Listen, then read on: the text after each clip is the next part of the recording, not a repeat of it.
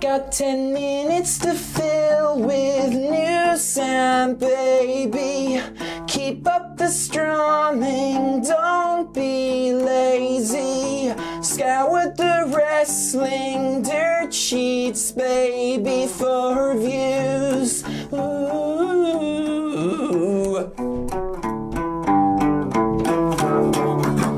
Oh yeah, dirt sheets. Oh, we'll tell you what you are missing. Oh yeah, dirt sheets. So we'll tell you what you are missing. That'll wake you up, eh? Headlines. Pete Dunne's WWE contract is said to be expiring. Could he be leaving the company? Former WWE and IMPACT champions were backstage at AEW Homecoming, and a new title match has been added to SummerSlam 2021. Stay tuned! Kicking off with some news from Fightful now, as a top NXT star's contract is said to be expiring very, very soon. It's not Adam Cole this time, you already know who it is, it's in the title. Pete Dunne. Fightful Select, learning that Pete Dunne's NXT contract also up soon. One source also pointing to after SummerSlam weekend. That hasn't been confirmed with Dunne or WWE yet, and they also said that the situation was similar to that of Adam Cole's, which was all down to, and we're not going to make jokes about his name because it sounds a bit, spunky. Yeah. It's down to that old Canyon Seaman. Mr.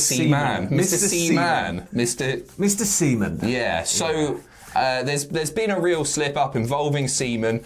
It's just crap, isn't it? So no, right. Essentially, he didn't lock him down to proper contracts and extension with Adam Cole's, so he could put Kyle O'Reilly over, and now that's all ending very, very soon. And Pete Dunne in the same boat.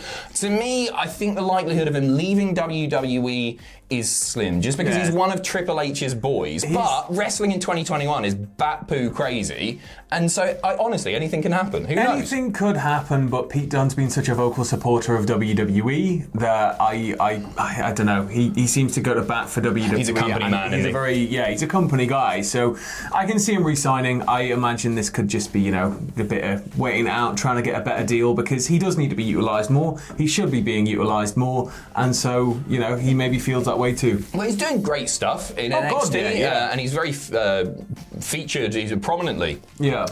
But I don't think it'll be too long before we see him on the main roster proper. Yeah, I'm surprised. Just the NXT title. I didn't know if that was always going to elude him or... He'll get there, lad.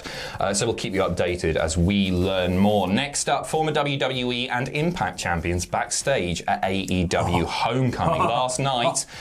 We'll start with the... Well, no, they're both pretty exciting, actually. First off, former WWE Cruiserweight champion Tony Nese. Count the abs, Count the abs. One. It's massive. Just one, yeah. Sorry, that was horrible. Why did I do that? Tribunal.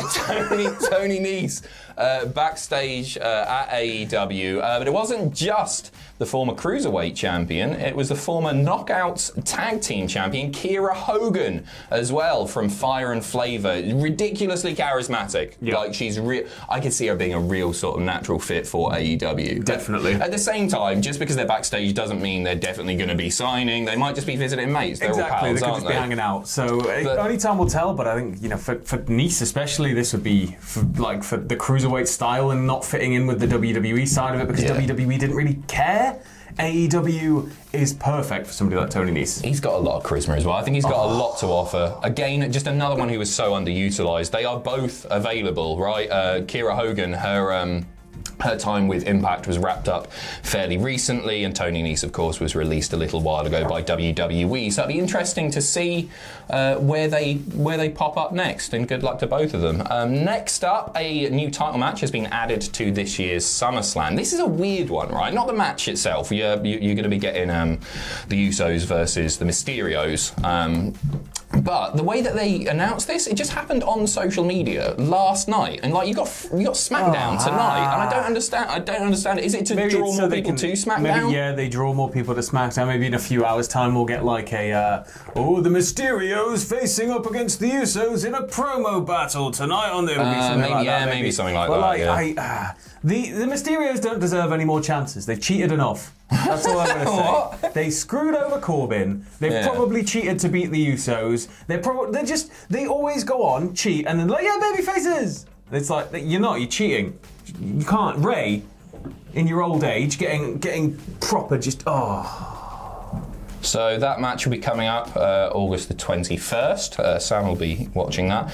Next up, Chelsea Green's Ring of Honor debut match has been announced. She'll be teaming with Willow to take on Miranda Elise and Roxy in a tag team bout. That's on August 21st as well. It's a busy old weekend for wrestling, that one, isn't it? It really, really is. It's just SummerSlam weekend's rapidly becoming Mania weekend too. It's always kind of been there, but it's starting to... I just hope it happens as intended. If it can be done safely, they've already issued the mandate that everybody's got to be wearing masks in there, which is great because WWE have got like 70,000 Fiend masks kicking about in a warehouse somewhere. Yeah, probably. So I don't know. We'll see. I'll be so disappointed if it goes back to the Thunderdome. I understand it and everything, safety first and all that. Yeah, I don't think I think they will literally choose to travel to any possible state where they can perform live rather than go to the Thunderdome.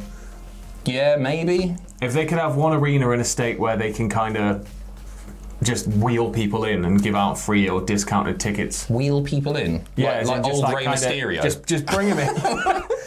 Instead of the Thunderdome, you know how they just have everybody on the screens? If they can just have like a smaller captive audience in one city, I could see them doing that over going to the Thunderdome again. Yeah, it's just got me really excited about wrestling again, being there with live audiences. Nothing compares, does it? Of course, they did their best and everything, but...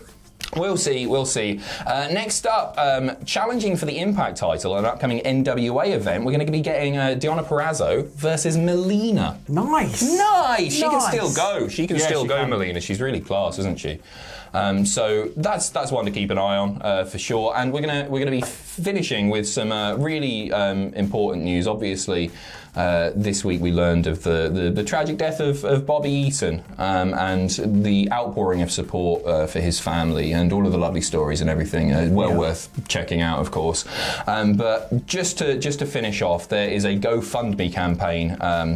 It's been launched to help out with the funeral costs. So it's been confirmed as legit and everything by PW Insider. We're going to leave a link in the description for you. So if you're feeling generous, you want to support the Eaton family, then that link is there for you to use. Collar and Elbow also releasing an official T-shirt with all the proceeds going to the family as well. So we'll link both of those in the description.